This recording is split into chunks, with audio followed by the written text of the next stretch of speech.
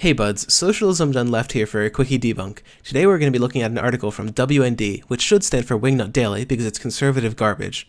Today's article is titled, Hundreds of Young Trans People Seeking Help to Return to Original Sex. In short, this article is promoting the detransition myth that huge numbers of trans people, or at least a significant portion of them, want to detransition, i.e. go back to their birth sex after transitioning in the first place. This is part of a broader campaign to delegitimize trans treatment and trans surgery by the idea that it's ineffective or that a lot of people feel regret and want to go backwards.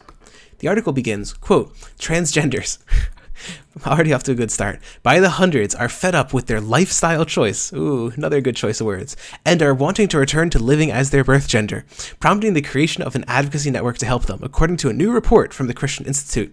And we'll see here that the term report from the Christian Institute is used rather loosely.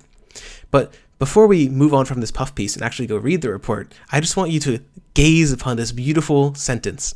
It is Charlie Evans, who was born female but lived as a man for nearly a decade, who just last year accepted her true sex and went public. What is Charlie Evans? You never told us what Charlie Evans is. And then there's just two clauses that begin with who. God damn it. Oh my god. Anyway, here's the report from the Christian Institute titled, Hundreds of Young Trans People Now Regretting, quote, Gender Switch, scare quotes. We're going to use that one a lot. Hundreds of young people who have transitioned from one sex to the other say that they are regretting their choice and now want to change back. Charlie Evans was born female but lived as if she were a man for nearly a decade before accepting her true sex and detransitioning last year. After going public, she was contacted by hundreds of young adults who similarly doubt their decision to change sex, but are in need of support networks to help them. This is the last bit in the article that has any impact on statistics.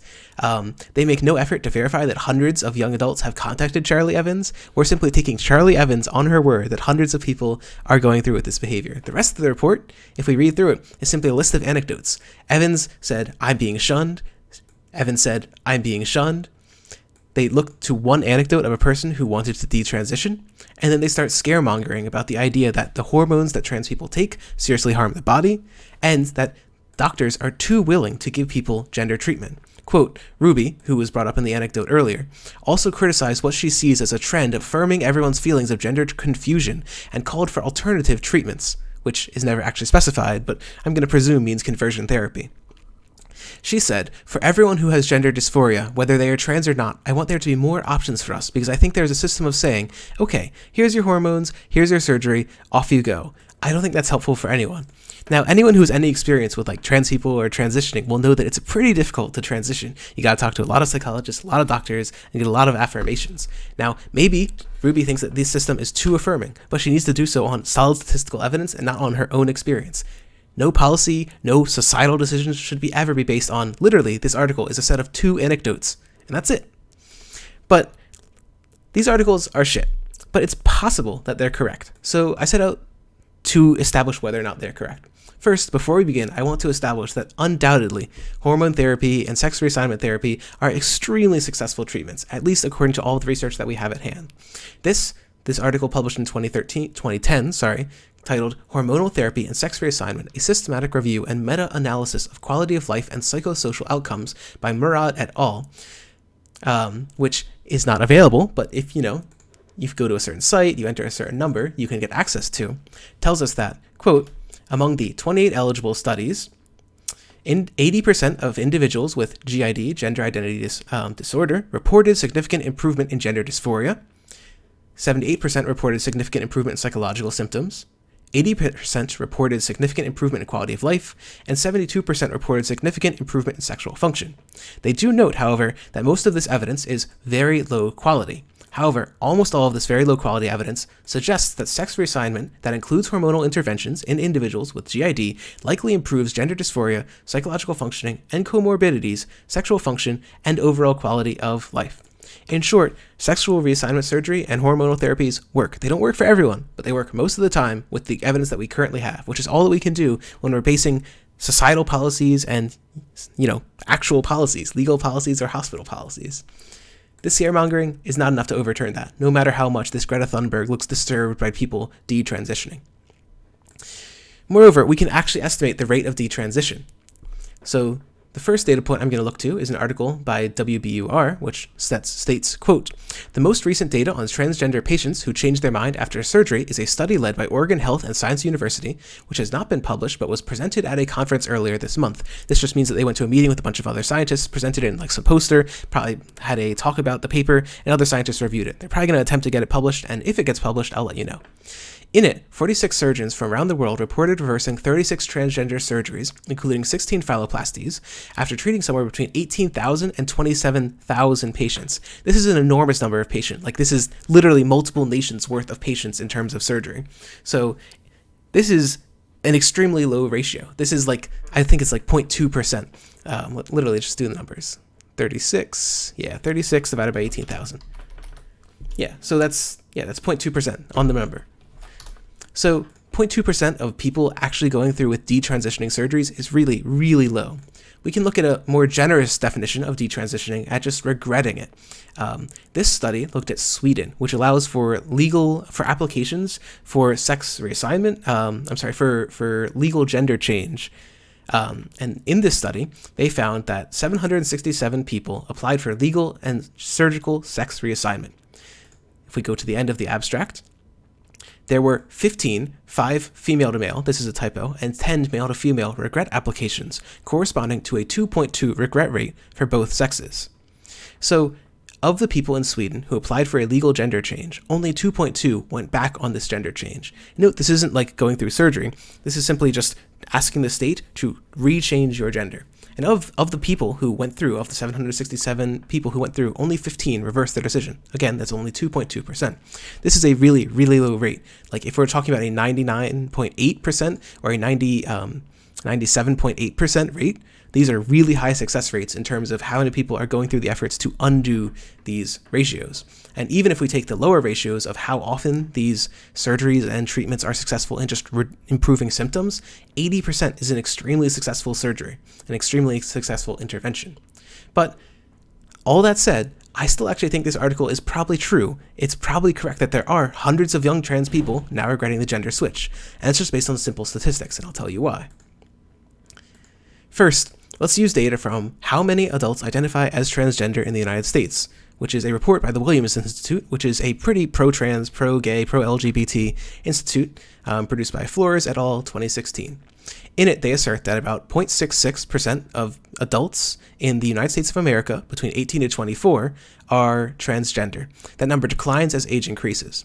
But let's pick the highest number to give the most credence to this article, 0.66%.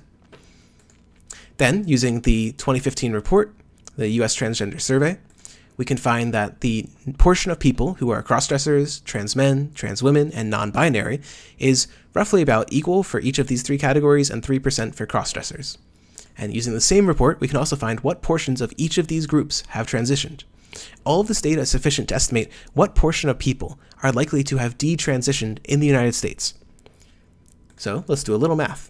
First, to establish the principles of what I'm trying to do, this is just a little vector multiplication. So let's say you've got vector x, which is 1, 2, 3, and we've got vector y, which is 4, 5, 6. If we multiply x by y, we get 4, 10, 18, because 1 times 4 is 4, 2 times 5 is 10, and 3 times 6 is 18.